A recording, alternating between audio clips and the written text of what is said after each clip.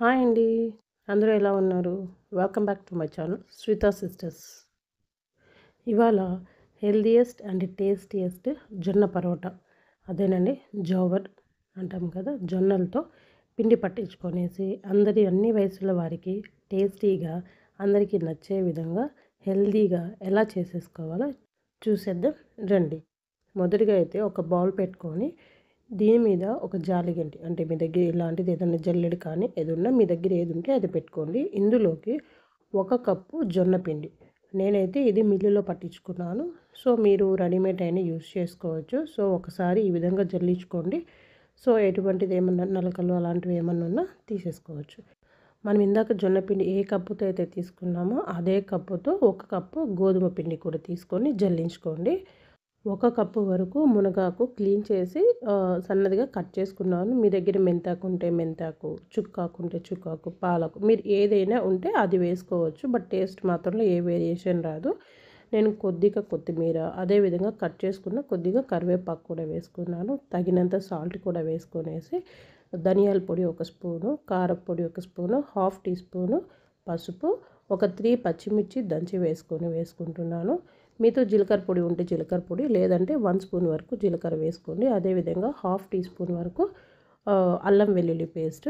నాకు నువ్వులంటే చాలా ఇష్టము. సో నేను హాఫ్ కప్పు వరకు తెల్ల నువ్వులు వేసుకున్నాను. మీతో లేకపోతే నల్ల వేసుకున్నా కూడా టేస్ట్లో ఎటువంటి వేరియేషన్ ఉండదు, చాలా బాగుంటుంది. ఇక్కడ ఎటువంటి వాటర్ ఏమీ వేయకుండా ఫస్ట్ అన్నీ కలిసే విధంగా ఒకసారి కలుపుకోవాలి. ఇప్పుడు నేను ఇక్కడ మెయిన్గా పిండిని కలుపుకోవడానికి 1 కప్పు వరకు పెరుగు వాడుతున్నాను.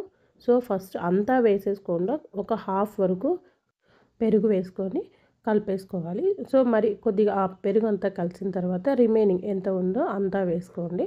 సో ఇన్ కేస్ మీకు ఈ పెరుగు వేసిన క్వాంటిటీ సరిపోలేదు అంటే మరి కొద్దిగా పెరుగైనా వేసుకోండి, లేదంటే కొద్దిగా వాటర్ అయినా వేసుకొని ఈ విధంగా నేను చూపించిన విధంగా కలుపుకోండి.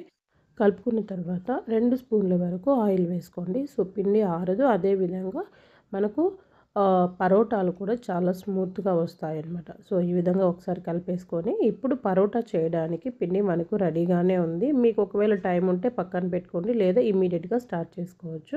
మనం చపాతీ చేస్తాం కదా, అంత పిండి పక్కకు తీసేసుకొని ఒకసారి మనం ఇక్కడ పిండిలో, అంటే ఇక్కడ మనం జొన్న పిండే వాడుతున్నాము, గోధుమ పిండి కాదు. సో ఈ విధంగా జొన్న పిండిలో అద్దుకొనేసి మనము ఫస్ట్ చపాతీ ఎలాగైతే చేస్తామో ఆ విధంగా మనము పిండిని కాస్త ఈ విధంగా రుద్దేయాలి. బట్ కాకపోతే కొద్దిగా మందంగానే ఉండాలి. మరీ పల్చగా చేస్తే అంత టేస్ట్ బాగోదు. పల్చగా ఉంటే గట్టిగా కూడా అయిపోతుంది. సో కొద్దిగా మందంగా ఉండేలాగా రుద్దుకొనేసి నేను షేప్ కోసము, అంటే మనకి ఇది ఆకు వేసాం కదా, సో ఈ నీట్గా షేప్ రాదు. సో నేను ఈ విధంగా కట్ చేసుకున్నాను. సో ఇది ఎంత మందం ఉండాలి అనేది మీరు ఇక్కడ వీడియోలో చూడండి. సో ఈ మాత్రం వచ్చేలాగా మనము రుద్దుకుంటే సరిపోతుంది.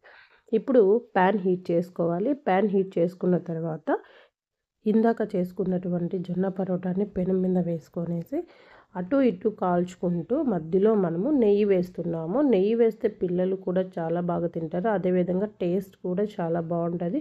మీరు నెయ్యి తినని వాళ్ళు బటర్ వేసుకోవచ్చు, లేదంటే ఏదైనా వంట నూనె మీరు ఏ ఆయిల్ అయితే వాడుతున్నారో ఆయిల్ వేసుకొని 2 వైపులా బాగా ఎర్రగా వచ్చేలాగా కాల్చుకుంటే అంతేనండి, జొన్న పరోటా రెడీ అవుతుంది. ఇందులో హెల్త్ బెనిఫిట్స్ కూడా చాలా ఉన్నాయి. సో అన్ని వయసుల వారికి మీరు వీళ్ళు తినరు అనుకోకుండా ఈ విధంగా చేసి పెట్టండి. సో పిల్లలైనా సరే పెద్దలైనా సరే ఎవరు వద్దనకుండా టేస్ట్ చేస్తారు. ఇక్కడైతే నేను ఎక్స్ట్రా, మీరు నువ్వులు ఎక్స్ట్రా బాగా ఇష్టపడే వాళ్ళు, సో నేను మరీ పైన ఒకసారి వేసి అలా ప్రెస్ చేస్తున్నాను ఊడిపోకుండా ఉండడం కోసం. అలా వద్దు, ఉన్నవి వేసి సరిపోతాయి అంటే వేయనక్కర్లేదండి. అంతేనండి, వేడి వేడిగా వీటిని మీరు సర్వ్ చేసుకోవచ్చు అండి. చాలా టేస్ట్ ఉంటాయి. అలాగే మీరు ఇన్ కేసు వేడిగానే తినాలా అంటే లేదండి, చల్లగా ఉన్నా కూడా ఎలాగో మెత్తగానే ఉంటాయి కాబట్టి సో మీరు ఎప్పుడైనా తినవచ్చు.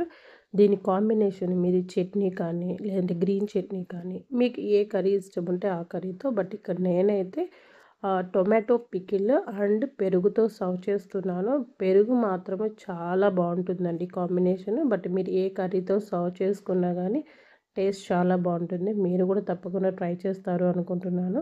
అలాగే నా ఛానల్ సబ్స్క్రైబ్ చేసుకొని వాళ్ళు సబ్స్క్రైబ్ చేసుకొని నన్ను సపోర్ట్ చేయండి. అదేవిధంగా కామెంట్ చేయండి. And thanks for watching.